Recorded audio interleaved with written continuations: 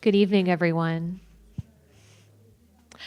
Thank you for joining us this evening. We have a few more folks trickling in, but we're going to go ahead and get started because I know you're really eager to hear from our guests tonight, and so am I. So welcome to Atlanta History Center's Author Talk series. I'm Claire Haley, Vice President of Public Relations and Programs for the History Center. It's my honor and pleasure to welcome all of you here tonight and to welcome our special guests tonight, Cynthia Tucker and Frye Gaillard. They're here to discuss their new book, The Southernization of America, A Story of Democracy Democracy in the Balance. I see a lot of you already have your copies of the book tonight, but if you don't have it, know that there are extras for sale outside. They are 25% off tonight only. If you pre-bought a book, it is already signed, or it should be, just double check. But if you want it personalized, both Cynthia and Frye will be doing that after the event tonight. You should have also received an index card or two on your way in if you'd like to ask a question this evening. For about the last 15 minutes or so, Frye and Cynthia will be taking your questions. You'll also see me out kind of around the audience. So if you don't have an index card, you'd like to write down a question, just wave at me and I'll get that from you so you can get your question in. Great. So let me just go ahead and introduce tonight's guest, give everyone just a couple more seconds to get seated and we'll get started. Cynthia Tucker needs very little introduction in the city of Atlanta, but we'll do it anyway. She won the Pulitzer Prize as an editorial page editor of the Atlanta Journal-Constitution. She was a Washington political columnist, syndicated columnist, and a frequent commentator on radio and TV. But this is actually her first book, as she was telling me backstage, so we're really happy that she's here tonight. She's won numerous awards and honors, and she's also taught at the UGA Grady School of Journalism and journalist in residence at the University of South Alabama. Her co-author for this book is Frye Gaillard. He is an award-winning journalist and the author of more than 30 books on Southern history and culture. His A Hard Rain was named one of NPR's best books in 2018, and he is also the winner of numerous book awards and prizes. So without further ado, please join me in welcoming Cynthia and Frye.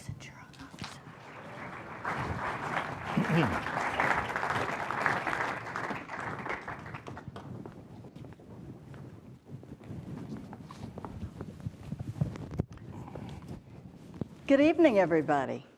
Good evening. We're delighted to be here with you this evening. I see so many familiar faces. I'm going to tell you a little bit about the genesis of the book, and then Frye will read an excerpt. In 1974, the brilliant Southern journalist John Edgerton wrote a series of essays about the ways in which the South was changing. As Edgerton saw it, the South was becoming less isolated from the rest of the country with the creation of so many interstate highways, with the spread of television. And now the South is even less isolated with the spread of the internet and so much migration. Edgerton believed that the North and the South were not so much exchanging strengths as exchanging sins. He was a bit of a pessimist. He talked about the ways in which the South was becoming so much more materialistic and consumerist with shopping malls everywhere. But he also noticed that when George Wallace ran for president in 1968, many Midwesterners and Northeasterners were pleased to embrace his explicit racism. Not that there hadn't always been racism in other parts of the country, but Wallace's presidency brought home the ways in which so many people outside the South were willing to embrace a figure like Wallace. Randall Williams, who is editor at a small publishing house called NewSouth Books, asked Frye if he didn't have about 20,000 words or so as a follow-up, a look at the South and the rest of the nation some 50 years later. Frye said, I think I've got at least that many. And Frye asked me to join the project, and I was honored to do so. So we too have written a series of essays about the ways in which the South and the rest of the nation are exchanging strengths in some cases, but also, unfortunately, exchanging sins. We start in the 1970s talking about Jimmy Carter winning governorship of Georgia, Reuben Askew being elected governor of Florida.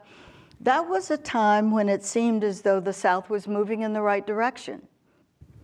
Both of these men understood the harm of racism and wanted the South to move beyond that. And they campaigned on that, and they were elected. We move on to talk about the civil rights leaders who worked in the movement after King's death, and those who took up politics, including Andy Young, who was a congressman, later UN ambassador, and later mayor of Atlanta. We also talk about the late, great John Lewis, who did so much to advance this nation along the path to a more perfect union. And then somewhere, somehow, Donald Trump got elected, embracing enthusiastically the rhetoric of George Wallace. He didn't, happily, he didn't stay in office, he didn't win a second term, but Trumpism is alive and well. There were still signs of hope in the South. Many of those signs were right here in Georgia, where Georgians had the good sense to elect the first Black U.S. senator from the state, Raphael Warnock, and John Ossoff, I believe, is also the first Jewish senator from the state of Georgia. Frye and I were both thrilled to see that they sometimes campaign together, which called to mind the old civil rights alliance between Black civil rights leaders and Jewish leaders. I won't talk right now about how the book ends. If you've read it, you already know. But we will talk more about that later. And Frye is going to read an excerpt now. Thank you, Cynthia. We were asked, and both of us were very happy about this. We were asked to do an excerpt from the book for the newspaper The Guardian, which is one of my favorite papers. And so I'm going to read from that. It kind of is an amalgam of several parts of the book, but and some of it just emphasizes some of the points that Cynthia was just making. In 1974, the great Southern journalist John Edgerton wrote a prescient book entitled The Americanization of Dixie, the Southernization of America. In a series of connected but self-contained essays, he made the point that something fundamental was changing, both in his native South and in the country as a whole. But even Edgerton seemed not to be sure exactly how things would unfold. He was, as those of us who knew him could attest, one of the great and gentle souls of his time, a man deeply committed to racial justice, who wanted badly to believe that it would be a good thing if this troubled place in which he lived, this part of America that had once fought a war for the right to own slaves, could emerge from the strife of the civil rights years somehow chastened and wiser for the journey. If it could narrow its distance from the rest of the country and perhaps even lead it toward better days. That was the hope. But Edgerton, as was his habit, saw darker possibilities as well. Giving voice to his fears, he wrote, "The South and the nation are not exchanging strengths as much as they're exchanging sins. More often than not, they are sharing and spreading the worst in each other while the best languishes and withers." For a while, it was easy enough to make the case that Edgerton's gloom was misplaced, or at least overstated. The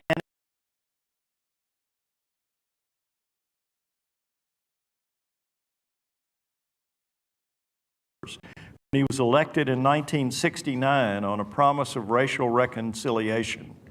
In contrast to the Southern Democrats who had controlled Virginia for 100 years, Holton proclaimed that the era of defiance, of resistance to civil rights progress was coming to an end.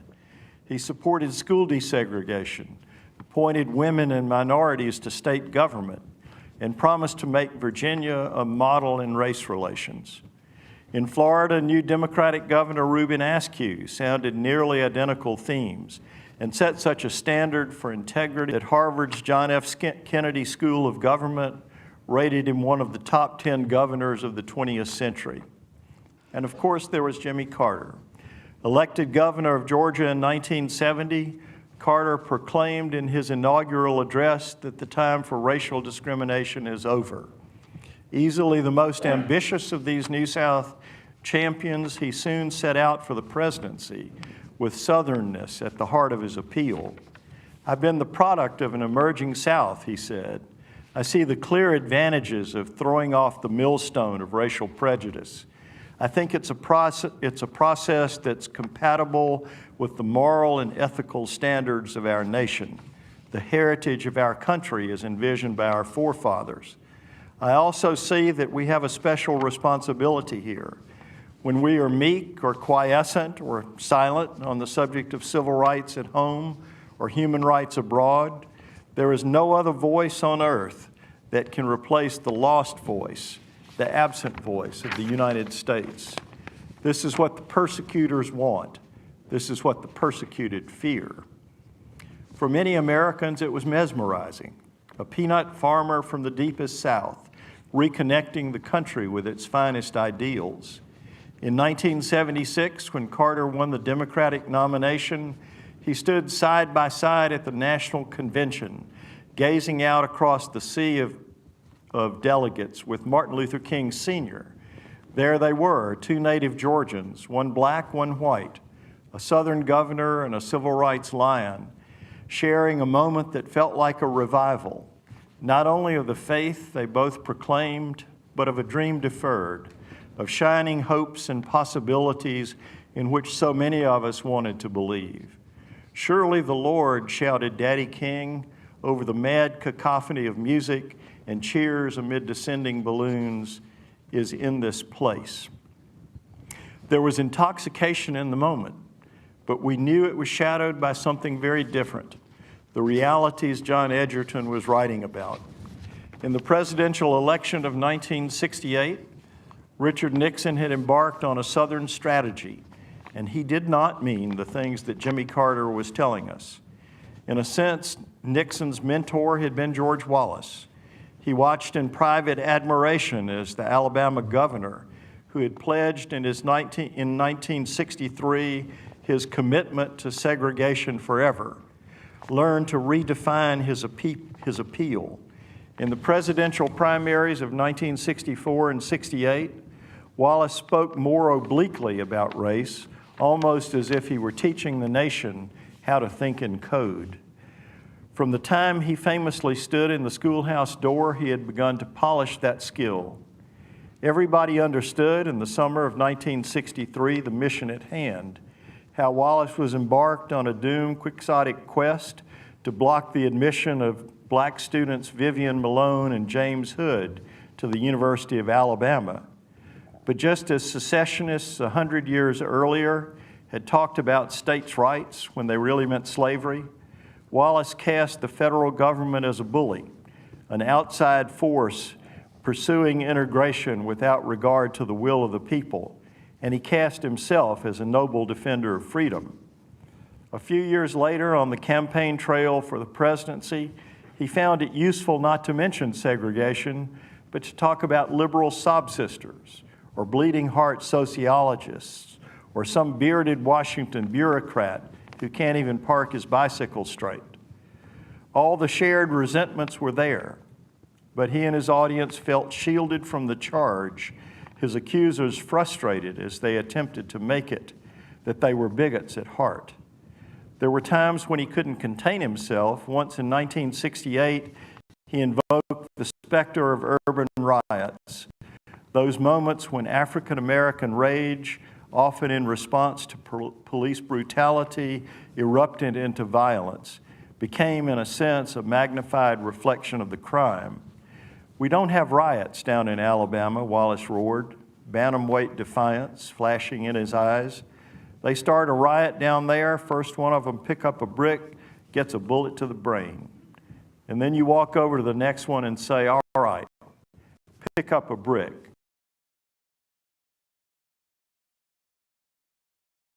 Douglas Kiker of NBC, observing the response of a Midwestern crowd, was struck by a sudden, horrifying epiphany.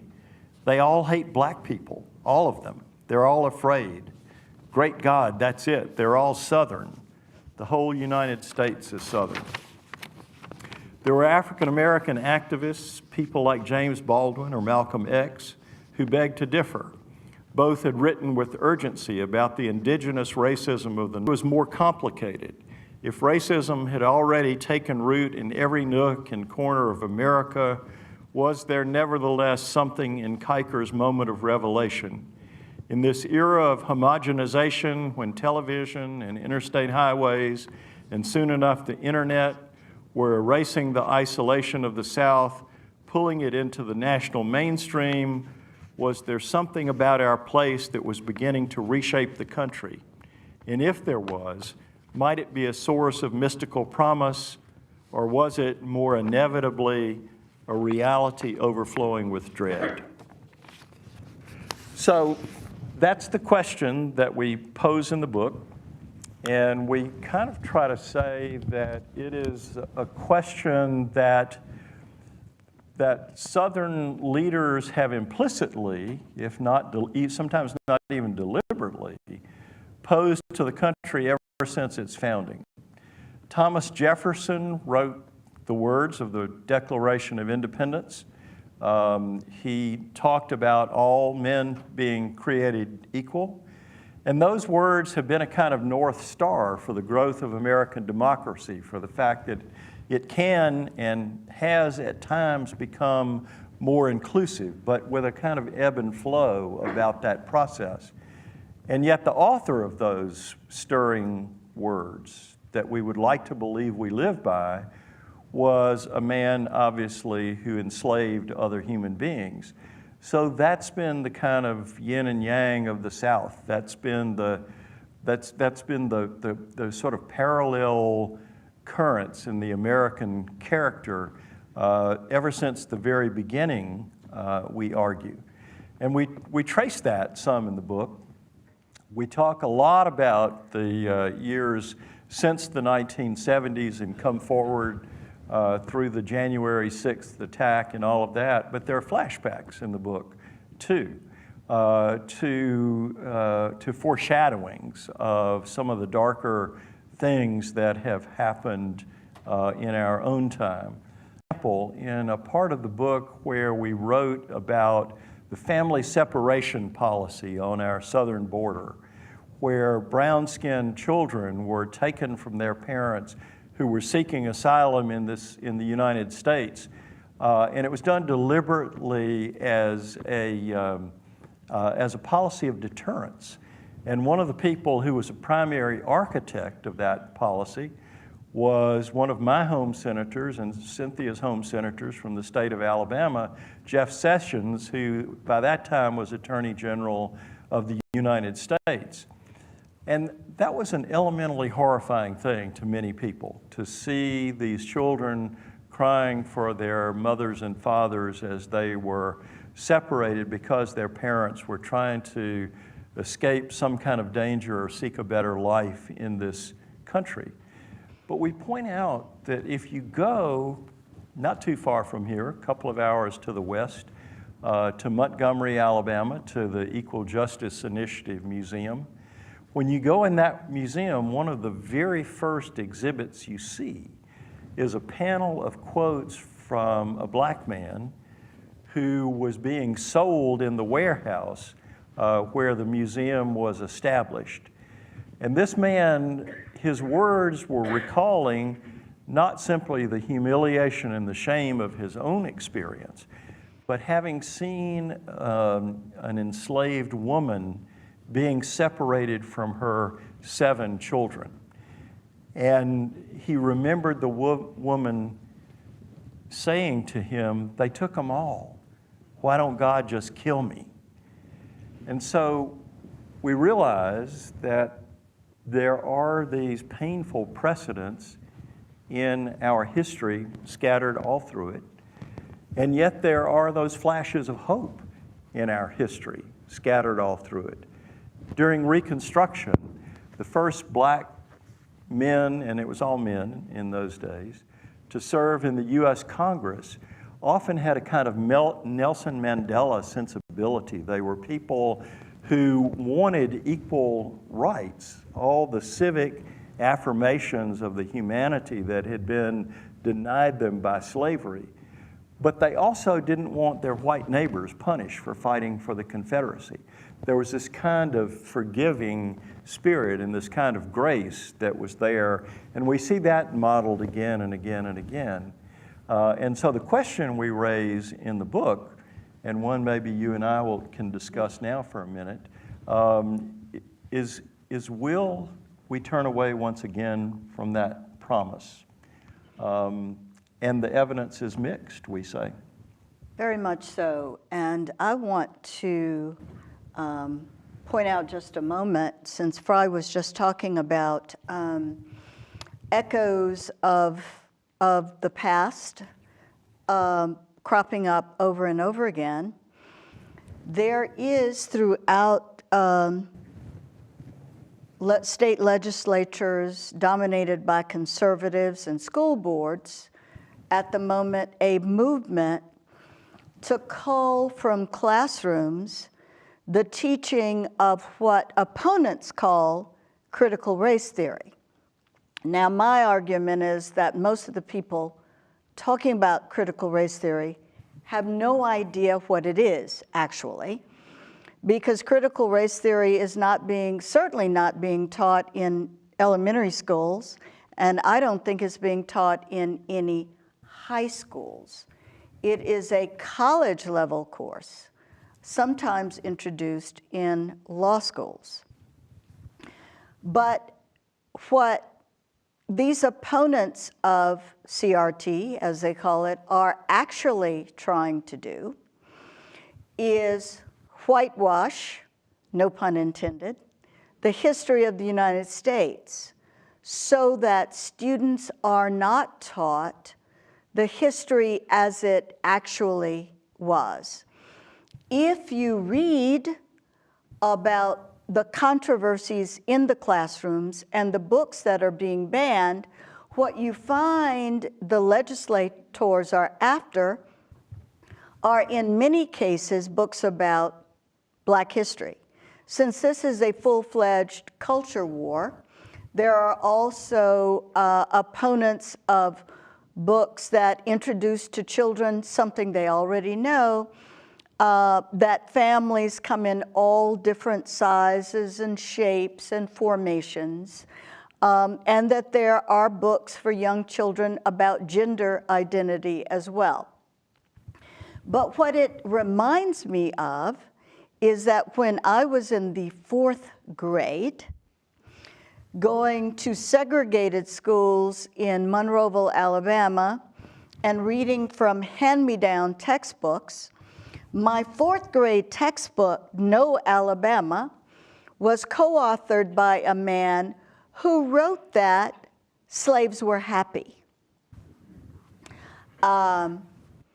And that they understood that they love farming. It's called farming. They love farming.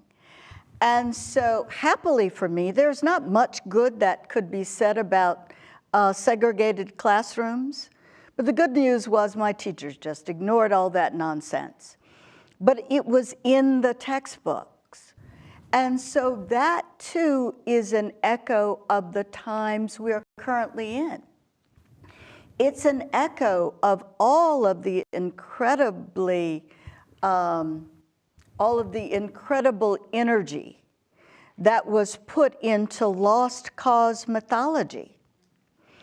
Again, when I was growing up, and even now, you can go to the Monroe County Courthouse, and there's nothing unusual about that. Courthouses dotted throughout the South have monuments to Confederate officers, traitors to their country, who were held up as heroes. There have been monuments to them in the US Capitol, Army bases named for them. And when I first moved to Atlanta, there was a street in the neighborhood I moved into named for Nathan Bedford Forrest, founder of the Ku Klux Klan.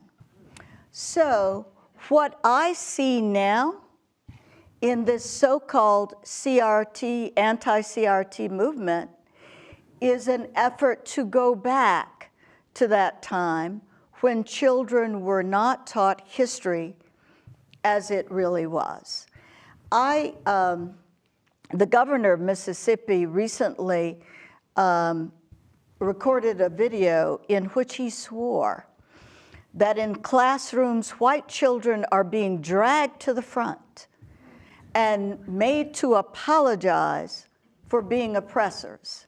Now, he could not name a single classroom where that's taking place because it's simply not true. But I see in that movement an echo of lost cause mythology. So some of what we're seeing now has precedence in what happened before. One of the things I'd like to add to what you were just saying there, and what I would say to the governor of Mississippi and what I've said to other people, and quick little backstory. I've written a couple of children's books about these kinds of subjects, and so I've had occasion to go into elementary schools and talk to kids, and sometimes middle schools, and it just isn't true that white kids, when they start discussing the fact that people were once enslaved, start to feel bad about being white. And one reason for that is that the history is so much more than just the story of oppression. Oppression is absolutely real, and the oppression of Black Americans is the great original sin, the great stain on the heart of this country. All of that is absolutely true. But if you look at that history also, it is also a powerful story of aspiration, of hope, even when it's hard to hope. And kids don't see those qualities of character as being racial. They don't see them as being the sole property of white or Black. They identify, because they want to identify, with these qualities of character and strength and determination. And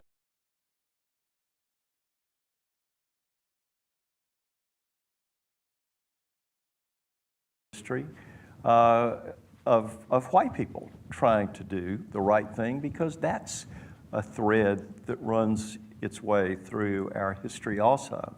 So what we're talking about and what we're pushing back on is the need for an honest appraisal of the pain and the injustice and all of those things, but in the context of the larger American story, things gradually becoming more inclusive, of the country becoming large enough in its democratic ideals that it can include women or people of color or people who are gay or whatever it might be. That's one storyline in America. And so we're arguing that that basic storyline needs to be something that all of us understand, but certainly our young people. And so the question then still becomes, will that storyline continue to unfold? And I think that's the reason for our subtitle, a story of democracy in the balance. Because the racism of our country is so fundamentally undemocratic, you know. Senator Warnock once said that democracy is sort of the civic affirmation of the Judeo-Christian ideal that we are all children of God and precious in His sight. So if we're all full citizens with the right to vote, that's our civic affirmation of the larger possibilities of human nature. You know, those kind of ideals are still with us. If you saw Senator Warnock's maiden speech on the floor of the U.S. Senate, it was one of the most lovely expressions of the best of the American ideal that I've seen, you know, certainly since John Lewis, maybe since Dr. King, President Obama, Robert Kennedy. These were people who understood, Jimmy Carter, I would add to that list, who understood the best of who we can be. So that's the debate. That's the thing that's still going on. And it has an educational piece. It has a political piece with voter suppression laws and all of those kind of things. And I think there's an economic piece that threads its way through it also. But mostly, not mostly, but in addition to all of that, the thing that undergirds it is politicians who are willing to appeal to bitterness instead of our better angels, who are willing to nurse and exaggerate old grievances instead of talking about what we share. But we just need people to do it. And that was a bipartisan realization for a long time. And I fear that it's become less so. I mean, as a liberal guy like I am, I will tell you that I was very happy when former President George W. Bush came to Atlanta to speak at the funeral of John Lewis. But President Bush was proud of the fact that he had signed an extension of the Voting Rights Act that had passed overwhelmingly in the U.S. Congress, and now it can't. So, you know, which is going to prevail? Which of these qualities of character, these historical forces, these political forces, is going to prevail? Should I spoil the ending? The answer, of course, is we don't know. Thank you. Thank you very much. We're happy to help. But we believe very strongly that it depends on what American citizens, the people in this room, decide to do. Frye likes to say that we wrote this book both as a warning and to show glimmers of hope as inspiration. I think one of the things that concerns me is I am not sure how seriously people take the subtitle of our book, A Story of Democracy in the Balance. I really do believe, we both do, that the nation is at another crossroads, another turning point. We have been at these historically before. The Civil War was one of those. But so was the post-Reconstruction period, when everything went in the wrong direction.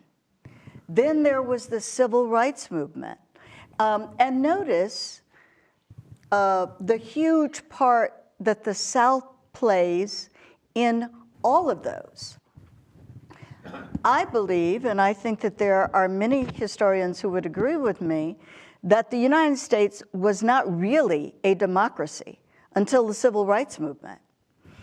When Black citizens were allowed to vote after the 1965 Voting Rights Act without intimidation, it was after that that so many Native Americans and Latinos came to understand that they too had the right to vote in this country, that they too were equal citizens.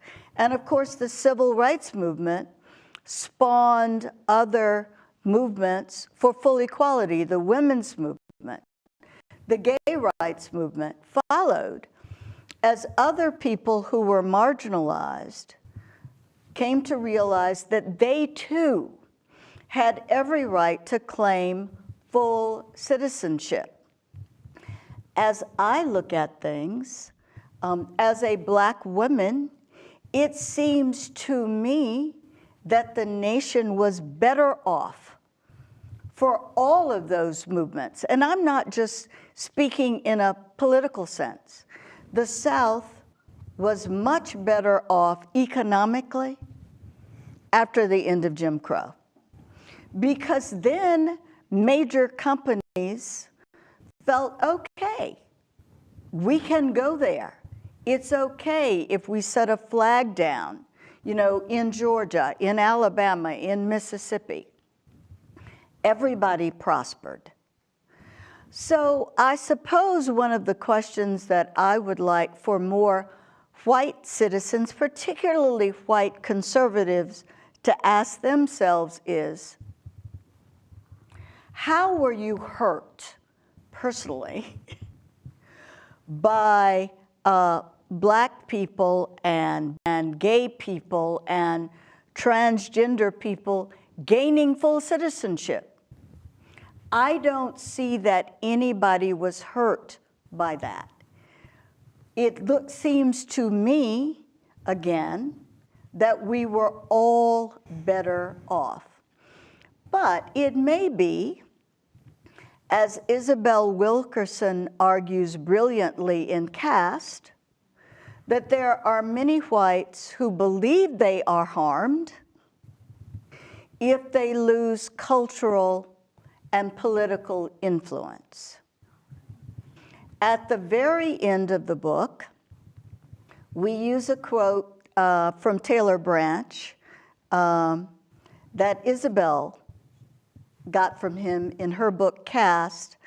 I don't want to ruin the quote, Frye. You probably know it better than I do. Well, Isabel Wilkerson and Taylor Branch were having a conversation about the backlash against President Obama, and they weren't talking about disagreement with presidential policies.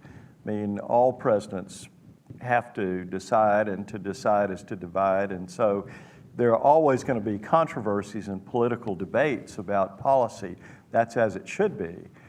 But the birtherism and the willingness to believe that the President of the United States was a Muslim or whatever, the kind of nonsensical things, the fact that somebody took a shot at the presidential bedroom of the White House while the Obamas were in it.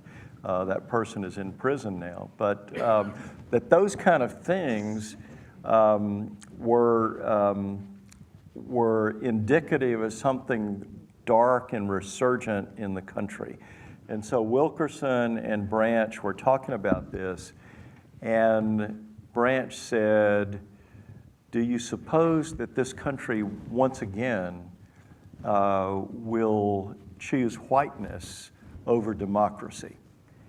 And he argued that that had happened, in fact, at the end of Reconstruction.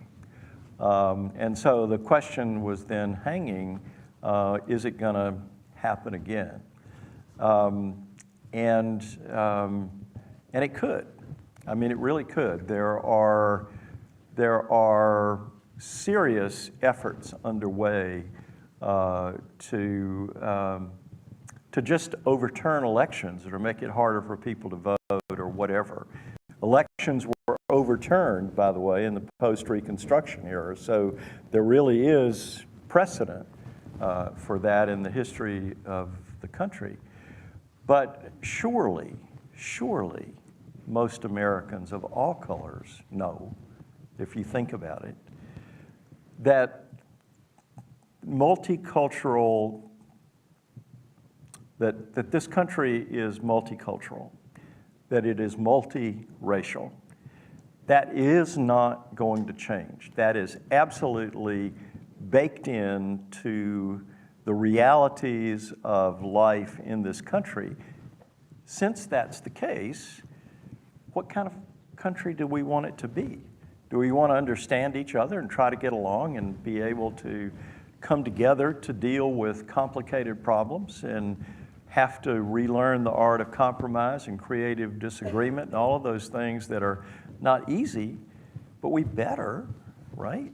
I mean, it's just horrifying and stupid to think of the kind of place this will be if we think it's for the best to just throw rocks and shoot each other, mostly metaphorically, but not altogether. So, I mean, we really are, I think, coming to those kind of stark choices. And, you know, as Cynthia is fond of saying, she and I on our better days have faith in the better angels, but then we have other days too. One last thing I want to say, and then maybe it'll be time to open it up for questions. I see Claire back there with note cards. And yeah, that will be good to get your thoughts in response to ours. But Dr. King used to say, and it was one of my favorite quotes. First time I'm aware of him saying it was after the Selma to Montgomery March, and he said, "The arc of the moral universe is long, but it bends towards justice." And that was kind of an article of faith that many of us held for a long time, that there was sort of this inevitable arc toward justice and progress in the country. But now I think there's a real question about whether it's an arc or whether it's a pendulum. And I think we have to try to answer that. All right. Thank you so much. And I will come along and get your...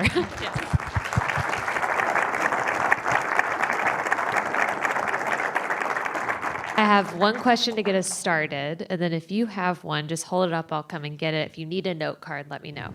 Okay, the question is directed at Frye, but it's for both of you. I think it tags on really nicely to what you were saying. The book cover mentioned some quote-unquote positive outlook, but I had trouble finding it, said Wyatt. Go ahead. Do you have a response to that? Well, you know, there is a lot that's certainly not positive in there. There are anecdotes, though, that we talk about that have to do with reconciliation and understanding going back a ways. I mean, for example, there's the story in the book of George Wallace speaking at Martin Luther King's church in Montgomery in 1978. And getting a standing ovation after he told the people in the church that after being shot on a campaign stop in Maryland, he finally understood the nature of suffering. And he understood that it could be redemptive, and he hoped it would be redemptive for him, and he asked for forgiveness for the things that he had done to make the lives of African American people worse. Some people were pretty cynical about Wallace and thought maybe he had just learned to count and black people could now vote, and so he wanted their votes.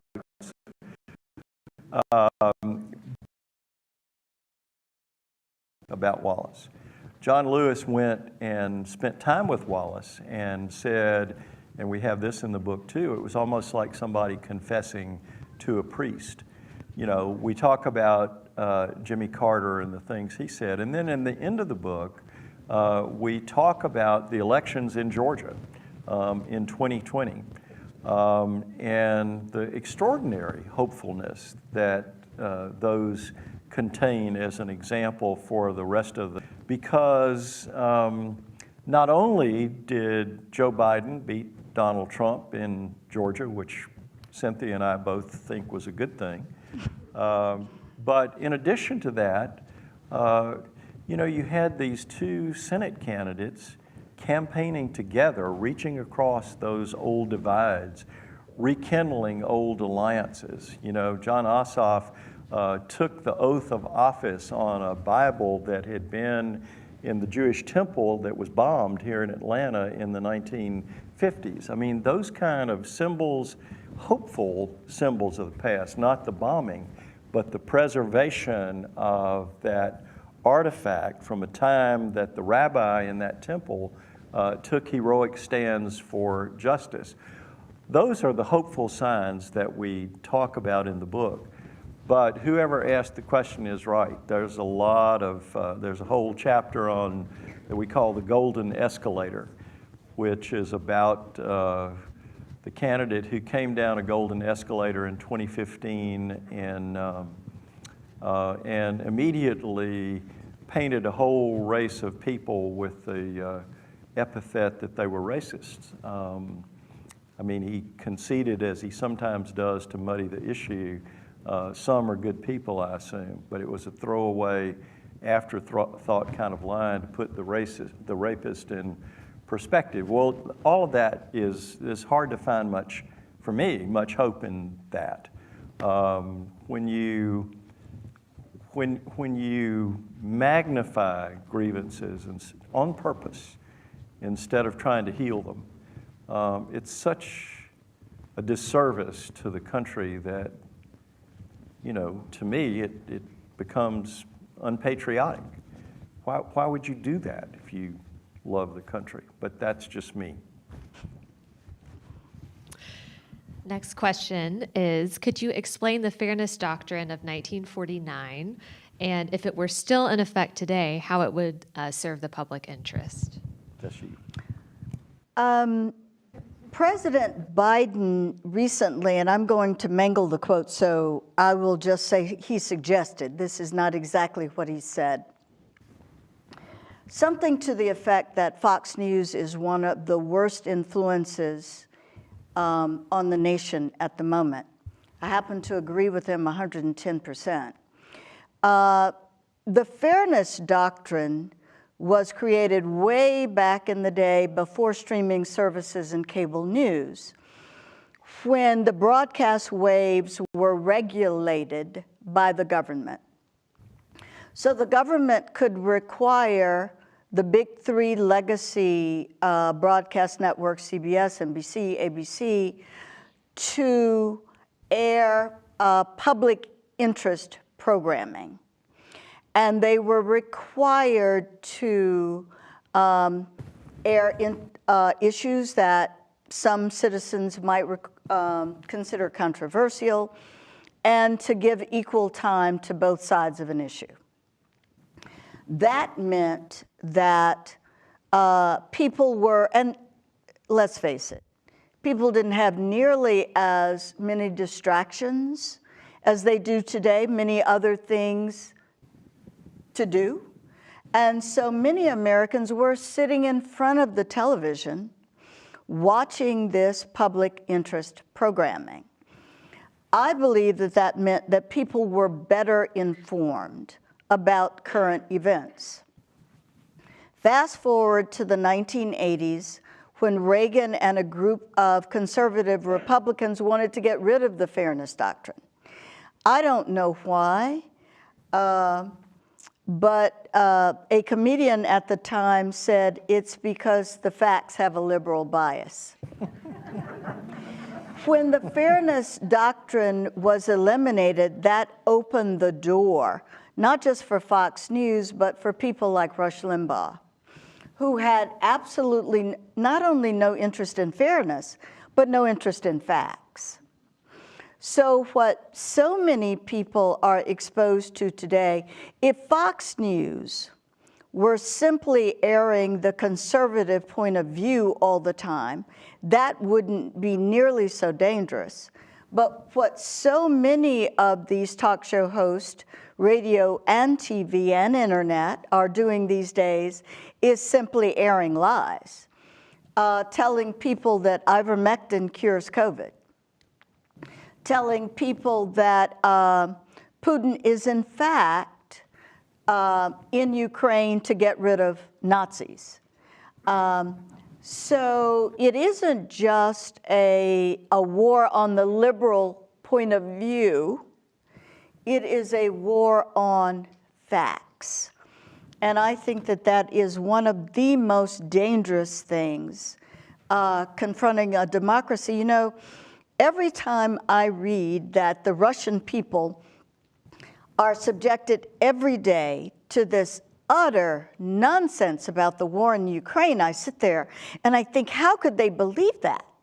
And then I remember that there are a substantial minority of Americans who are subjected to perhaps not the same nonsense, but a similar stream of absolute, utter nonsense, stuff that isn't true, and they believe it.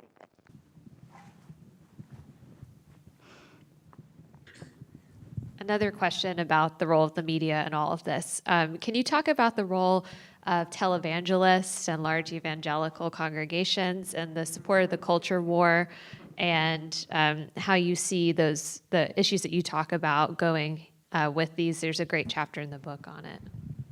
Yeah. Well, you wrote most of that chapter. It's my chapter, so.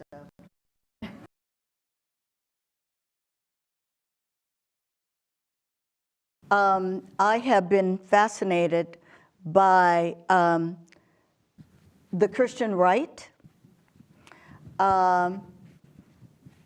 Dr. King called them out in his famous letter from a Birmingham jail.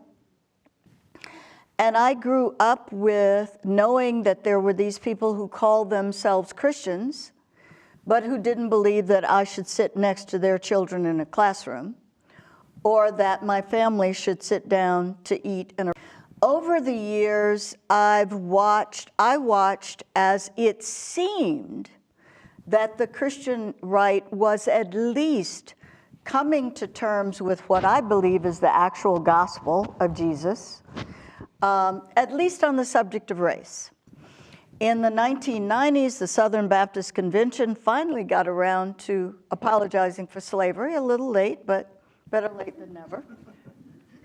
And they began to reach out to Black members and to Black churches to have them come under the umbrella of the Southern Baptist Convention. Their theology is not mine, but I thought that was a step in the right direction. Then Donald Trump got elected with the enthusiastic support of so many conservative white Christians. And their Black members noticed. And many of them began to leave those churches. Now, this may not sound like a positive note, but I see it as one. Many white members began to leave those churches as well. The membership in what are called evangelical churches, although I believe that to be a misnomer, I think of them as fundamentalist in nature. The membership in those churches is in decline, as many of their white members, too, wondered why they could enthusiastically embrace a sexist, racist, adulterer who bragged about grabbing women. So now, having said all that, many of the most influential politicians are still members of conservative Christian churches. Ted Cruz's, Mike Pence's, McConnell is. So those churches, which have their largest membership in the South, are still very influential on the political scene nationally. But I am heartened by the fact that many of their members, including some who were higher up in church organizations, have decided to walk away. One quick footnote to that, and I don't know if this will make sense or not, but one of the things that I worry about in terms of the influence of fundamentalist churches too is not just the content of their theology and doctrine and political agenda and all of that, but the habit of thinking that says, I'm totally right and you are totally wrong, and not only totally wrong, but probably evil if you disagree with me. And, you know, as one conservative minister that I talked to admitted, he said, you know, that kind of doctrine may be the lifeblood of conservative theology, but it's the death knell of politics. I mean, we can't look at each other in that kind of way that says we have nothing to say to each other. Now, there are times that we really don't. I understand that. And there are people that you just can't talk to. And as I'm fond of saying, all we can do is kind of bear witness. But we have to signal somehow a willingness to listen that we've let go of, and the churches haven't helped in that regard. We're getting close to the end of our time here tonight, but we have several great questions remaining, and none of them are at all related to one another, so I'm going to go through them. We'll be shorter. I'll be shorter. Rapid fire. So this one, it says, you said a true democracy in the United States was not in effect until 1965, but do you think a democracy is possible in a country that does not recognize the sovereignty of indigenous people? So as that controversy continues, do you have any thoughts on that? The question about indigenous people is a fascinating one. You know the history. I don't have to go over it with you. I will say that I think it is interesting that so many indigenous people are now able to enact their own laws, not necessarily on land they want to be on, but on the land where they find themselves. How that will eventually play out, I don't know. But I also know that Native Americans are voting in larger numbers in places like Arizona, New Mexico, throughout the West, and I think that is a very good thing. Thank you. This one's an interesting one. Do you believe that most white Southerners would agree that being on the losing side of the Civil War was, in retrospect, a good outcome, or just Southerners in general? Well, Frye?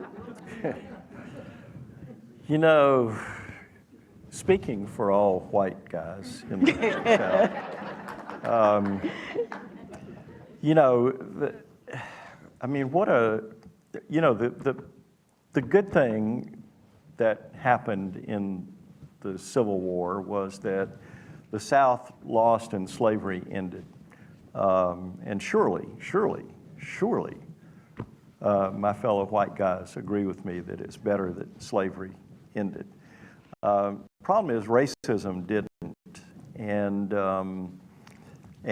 there have been emanating from the South ever since then, the attempts to, sometimes underground, sometimes above ground, to keep the racial assumptions that you had to believe in if you were going to own other human beings, that one is fundamentally better than the other. I mean, that sense of white privilege, that sense of whites being better, did not die with the end of the Civil War. And the tragedy of that is that the suffering in that war was staggering, and particularly in the South. I mean, 622,000 soldiers died on American soil in that war, and a majority of them were, most of them died on Southern soil, but majority of those were Southern. And so we ought to get something better out of it than just not owning other people anymore. But whether most white people agree with that, I don't know. I've never had anybody disagree when I've said that in talks, but whether it's framed that way very often, I don't know. Let me say that when I what I hear from people in public conversation is we all agree slavery was horrible. The most conservative whites are willing to be on the record, slavery was an awful thing, never should have happened. What few of them are willing to come to terms with, as Frye said, was the aftermath. What happened after that? The things that we still haven't dealt with. The history that we're now still fighting over. I have several more questions that are asking you both to put on your predicting the future hat. So I won't put that on to you too much because I know, as you say in the book, you don't know how it's going to end up. But I do hope you Georgians do the right thing. Let me just put that out there. We're depending on you. Right. Just a couple final questions. They'll kind of roll into one. But this one talks about the election in Georgia specifically. And since y'all devote a chapter to that, I thought we could talk about this one. And then at the end, I'd love to hear how y'all ended up writing a book together, because we didn't get to talk about that as much tonight. But this question says, down ballot candidates like Ossoff, do you think that they benefited from Trump due to his early handling of the COVID pandemic, particularly in Georgia? And they also would like you to tell us how we're to remain hopeful when Jody Hice is likely to run for Secretary of State in Georgia. So I think that's just getting at the elections in Georgia coming up. Do you have any thoughts about that? Let me, in very general terms, let me say what I think, which is probably wrong, because you're looking at a person who never thought Trump would be elected. I was one of the many pundits who thought, oh no. First I thought he wouldn't win the Republican nomination.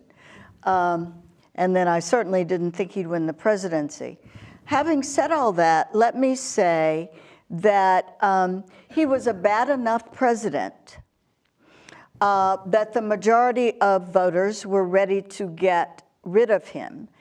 But not as many Democratic candidates benefited from that as I would have thought. If you remember, there wasn't this blue wave that we thought there would be. And on my pessimistic days that Frye referred to, I remember Trump got more votes the second time than he got the first time. Happily, Joe Biden got more, but Trump got more votes in 2020 than he got in 2016. Jody Hice. Jody Hice is one of many Trumpists running for office all over the country. People who have bought into the big lie. That now includes, by the way, the governor of Georgia. Kay Ivey started out as a relatively sane conservative Republican. The governor of Alabama. Did I say Georgia? Yeah. I am. You all have somebody becoming increasingly Trumpist too, but I meant the governor of Alabama, Kay Ivey, in her most recent ads has endorsed the big lie. She has said everybody knows that Joe Biden stole the election.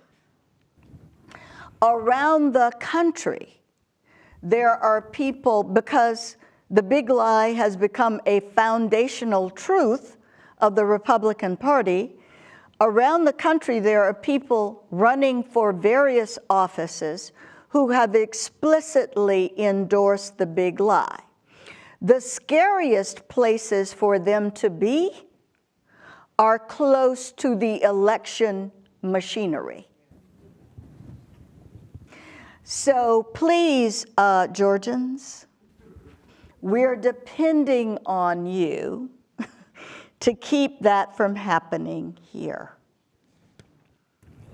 You want us to talk about the writing of the book together, or do you have another question for us? We're not going to be able to get to everyone's great questions, but could you just tell us a little bit about how you both came together to write this book? And we can end on that. And then afterwards, we will meet you out in the lobby for a signing. So if you haven't yet had your book signed or you'd like it personalized, we'll see you out in the lobby. Do you want me to start with that? Yes, please. Well, as Cynthia said, we were asked to write this book by our editor at NewSouth Books. He reached out to me first, and I said, let's include Cynthia in the process. I wanted to do that for a couple of reasons. One is it never hurts to tag along with the winner of a Pulitzer Prize, I thought. But beyond my own narrow self-interest, what I thought was that it's that having a book about this topic written by an African-American Southerner and a white Southerner who basically agree on where we stand and how we got here. There may be nuances of difference that have to do with different racial perspectives, in fact, and yet they come together in a seamless way, and literally there were no points of disagreement as we were writing the book, and it was easy to collaborate on it.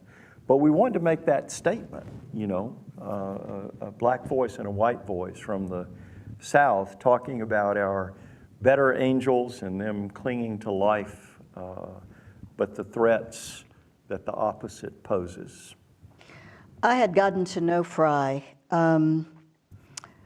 first as a writer, later as a colleague, and what I knew is that he had spent years excavating his own family history.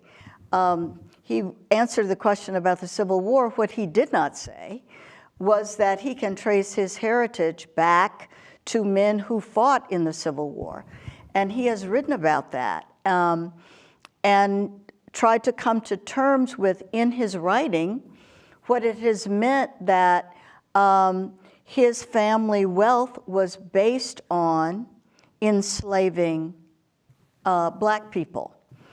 I can't imagine what the process has been like for him personally, but he was so honest about it along the way. There was no doubt in my mind that this would be somebody I would enjoy writing a book with. Thank you.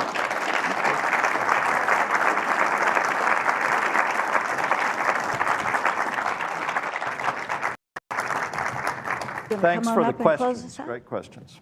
Okay, thank you.